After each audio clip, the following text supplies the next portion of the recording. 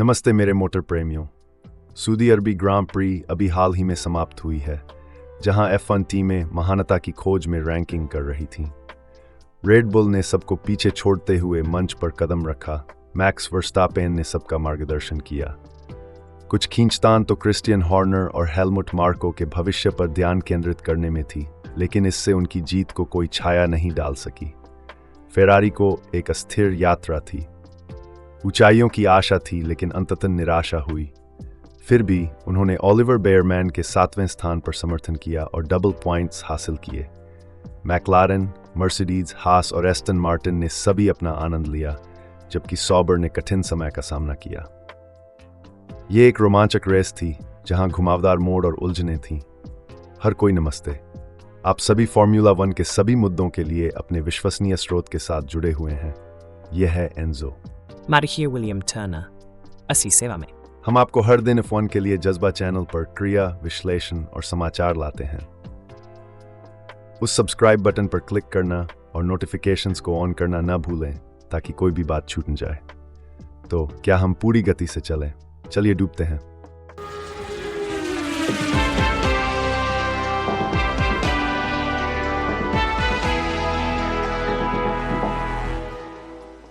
हमारी पुनरावृत्ति के साथ आगे बढ़ते हुए 2004 के सऊदी अरब ग्रां प्री में हमने प्रत्येक टीम को उनके रेस और क्वालिफाइंग प्रदर्शनों और उनके ऑफ ट्रैक शोर शराबे पर रैंक किया। यह एक अनुभवशील अभ्यास है जो सभी घटनाओं को शामिल करके मौसम की कहानी को एक अलग रोशनी में बताता है। रैंकिंग कैसी बनी?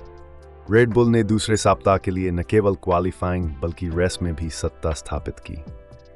मैक्स वर्स्टापेन ने सर्जियो पेरेज को पीछे छोड़ दिया और उनकी RB30 ने चार्ल्स लेक्लर्क की फेरारी के मुकाबले एक फायदा दिया।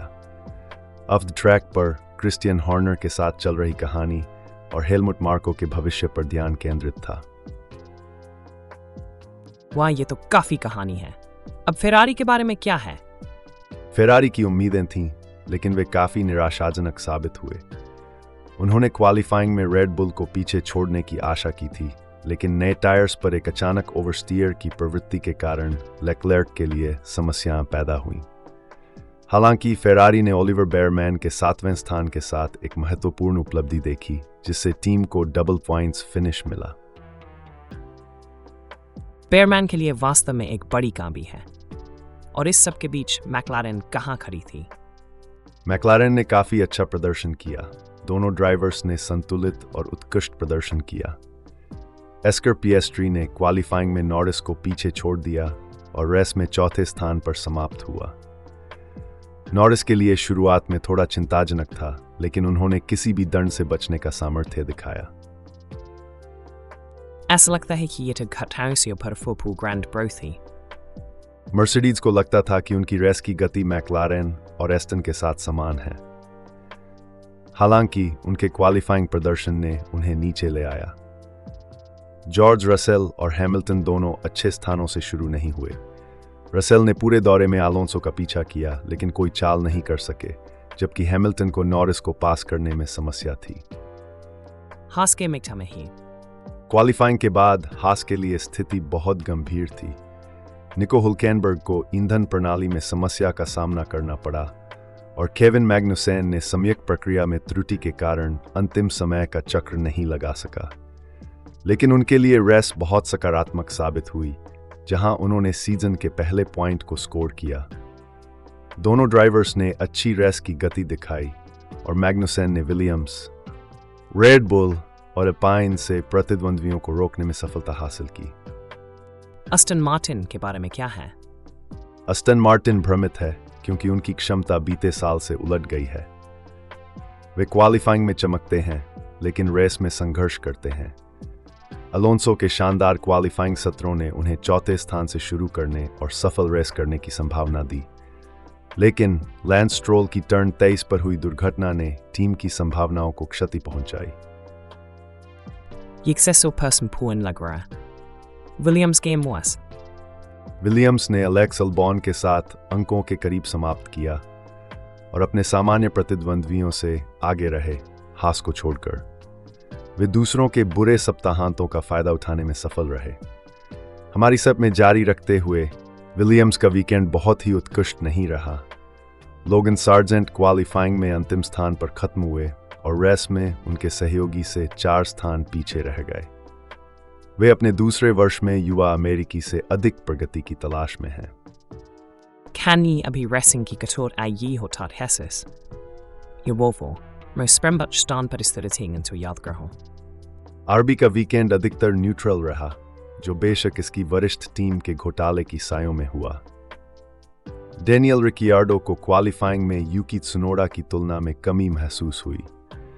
वहीं अल्पाइन ने बहरीन की तुलना में अधिक सकारात्मक प्रदर्शन किया, लेकिन दोनों कारें Q1 में बाहर हो गईं और एस्टेबान ओकॉन 13वें स्थान पर समाप्त हुए। देखना ये बहुत रोचक होता है कि एक रेस से दूसरी रेस तक प्रदर्शन में कैसे बदलाव होते हैं। मैं याद करता हूँ जब मैं शुरुआत कर रहा था, एक हफ्ते मैं दुनिया के शीर्ष पर होता था और अगले हफ्ते पीछे रहने की समस्या थी।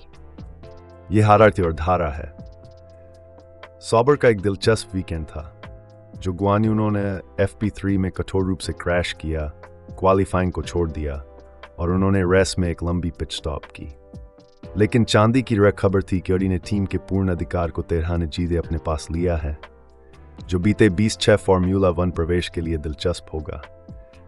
जो गुआन्यू के लिए वीकेंड विशेष रूप से चुनौतीपूर्ण रहा। तीसरे मुक्त प्रैक्टिस सत्र के दौरान एक कठोर क्रैश के बाद उन्हें क्वालिफाइंग तक पहुंचने में सफल नहीं हो सका। ये एक कठिन चीज है, खासकर ये सोचकर कि उनकी टीम ने कार को प्राय समय पर Q1 के लिए मरम्मत करने के लिए बहुत मेहनत की। ऐसे दुर्भाग्यपूर्ण घटनाएं वास्तव में एक टीम क्रुक करती हैं ना। ये सब बादल कर और अगली चुनाव कर ये समूहीकरण करने निभाता है। वास्तव में इस खेल में टीम को बनाती या तोड़ती है उसकी प्रतिरोधशीलता। हमें याद रखना चाहिए, हार के बावजूद सॉबर के पास एक रोमांचक संभावना है कि बीते 20-6 फॉर्मूला 1 प्रवेश से पहले एडी द्वारा पूर्ण अधिकार का उत्तेजना है। ये एक महत्वपूर्ण विकास है जो संभावित रूप से टीम की भाग्यशाली कोशिशों को बदल सकता है। बिल्कुल, ये वास्तव में उनके लिए एक नई शुरुआत हो सकती है। इस खेल में लंबेदी की दृष्टिकोण होनी सब कुछ है ना। विलियम, ऑनलाइन समुदाय में नवीनतम विकासता बड़े यकीन। मुझे इस पोस्ट को जोवान मिलिक के द्वारा पढ़ने दें। उद्धरण। हॉर्नर कहा जाता है कि उन्होंने साफ रूप से एक रेखा खींची और सुनिश्चित किया है कि उस कर्मचारी के पास अब वह नहीं हो सकता है। कहा जाता है कि उन्होंने उसे 7 लाख यूरो का अलगाववादी भुगतान किया है। रेड बुल कहा जाता है कि वह राशि को 1 मिलियन तक बढ़ा दिया है।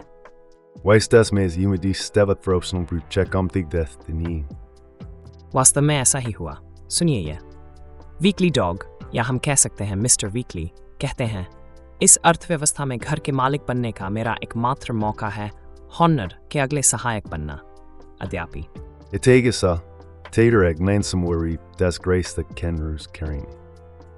ओह, ये उपलेगाविक बोनुपोगा। क्या आपके पास कैमास एक बॉक्स कोको पॉप्स है? Coco Pops? इन टिप्पणियों में कोको पॉप्स के बारे में एक आंतरिक मजाक है जो कुछ लीक हुए टेक्स्ट मैसेजों तक जाता है। एक उपयोगकर्ता नामक प्रोडेसेल इसका संक्षेप में वर्णन करते हैं। इसके बारे में महत्वपूर्ण बात यह है कि वह गंदी बातें करना चाहता है और अपने आप को दिखाने के लिए वीडियो कॉल करना चाहता है। ठीक है, आपको समझ आ गया होगा, और वह केवल यही कहती है, चले जाओ, मैं कोको पॉप्स खा रही हूँ और सो रही हूँ।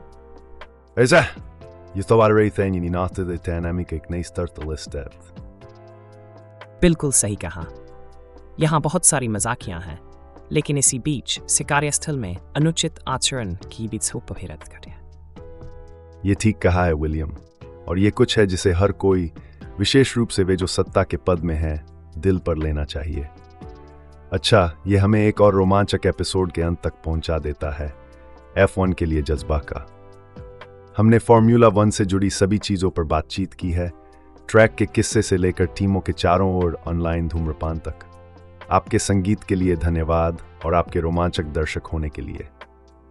है बिल्कुल, ये एक धमाकेदार अनुभव रहा है ना।